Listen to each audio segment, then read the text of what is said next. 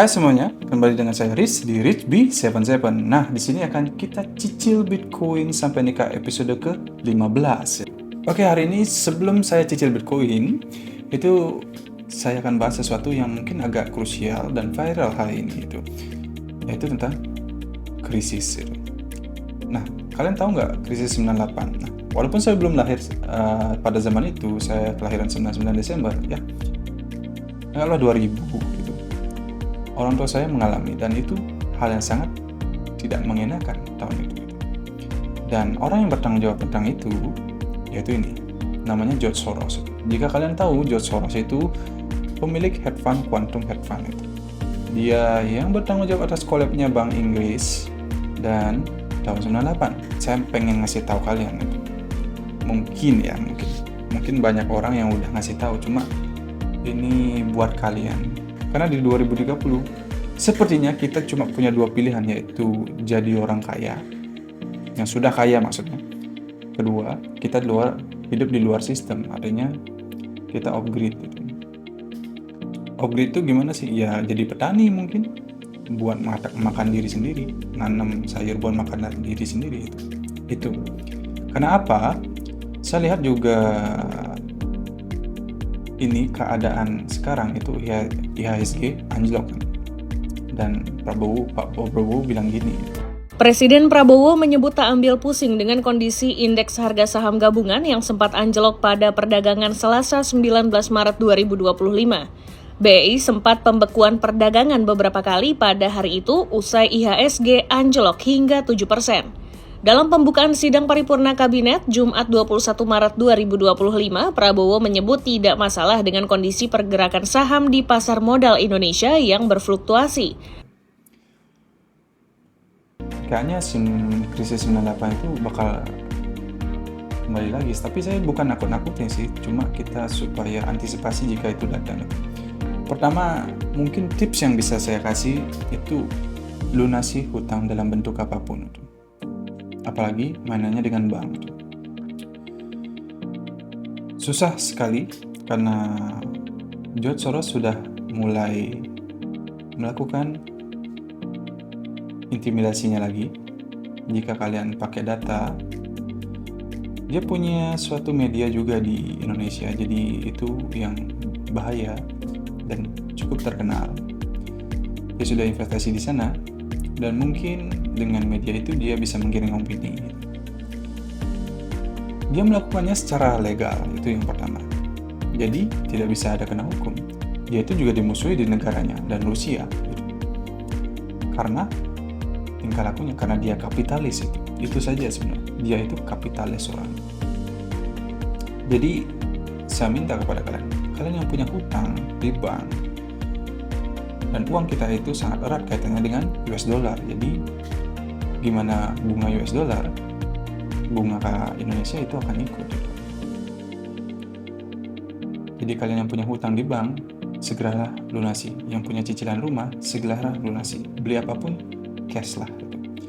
Tingkatkan pekerjaan kalian, income kalian, supaya Anda bisa lunasi hutang tersebut.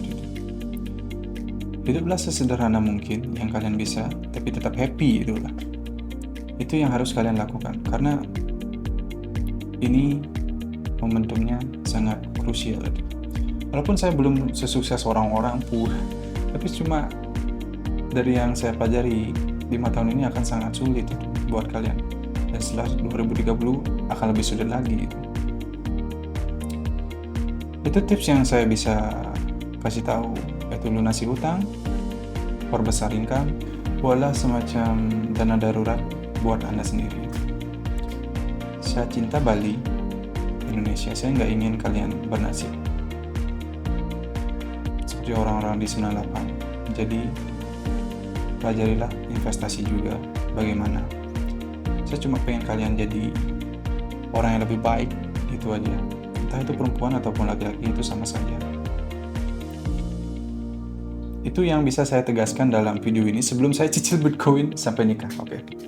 Kita langsung aja ya cicil Bitcoin. Cuma itu kalian mungkin harus anggap serius itu, karena wah, nggak isi bercandanya hari ini.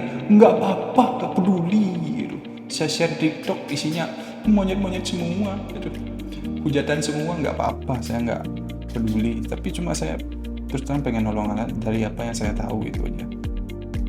Seperti biasa kita akan cicil Bitcoin di Indodax itu. Kalau mau join boleh di bawah itu, kalau mau linknya ada toko kripto dan Indodax itu aja yang mungkin bisa saya sarankan di Exchange Indonesia karena dia punya proof of reserve gitu.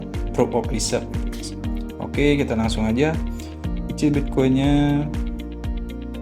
Per hari ini itu Bitcoin harganya 1,4 miliar itu.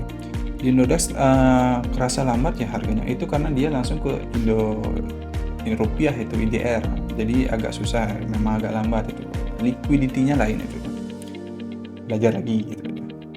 Kita buy aja seperti biasa 350 per minggu. Hari ini hari Minggu malam Senin ya itu. Saya sih nyaranin untuk setiap hari Senin untuk cicil Bitcoin, tapi kan karena ini keterbatasan waktu, saya jadinya harus cicilnya malam Senin. Saya besok kerja pagi, nggak pernah kerja sore lagi, jadi kita akan cicil seperti biasa 350 buy now. Nah, sudah jadi. Kita akan lihat berapa PNL-nya. Ya, PNL-nya sih gede sih. Oke, PNL-nya itu minus 476.000 ya. Tidak apa-apa, kita total aset kita ada 0,003 Bitcoin. Saya pengen si Bitcoin tambah murah lagi, nggak apa-apa. Jadi lebih banyak dapat Bitcoin, jadi saya bisa nyimpan aset saya lebih banyak gitu. Sudah, itu aja untuk hari ini cicil Bitcoin sampai nikah. Tolong masukkan ini ke hati kalian, karena ini mungkin jadi cycle terakhir buat kalian bisa belajar investasi. Jadi saya harap kalian mengerti apa kalian. Saya nggak FOMO dan segala macam itu. FOMO kalau tanpa conviction ya FOMO ngasal itu. Gen Z memang ngasal sih, saya Gen Z juga sih itu. Tapi saya pengen jadi yang lebih baik, bukan lebih buruk gitu. Dah, thank you so much hari ini. Melisa Tim di channel investasi itu santai dan menyenangkan.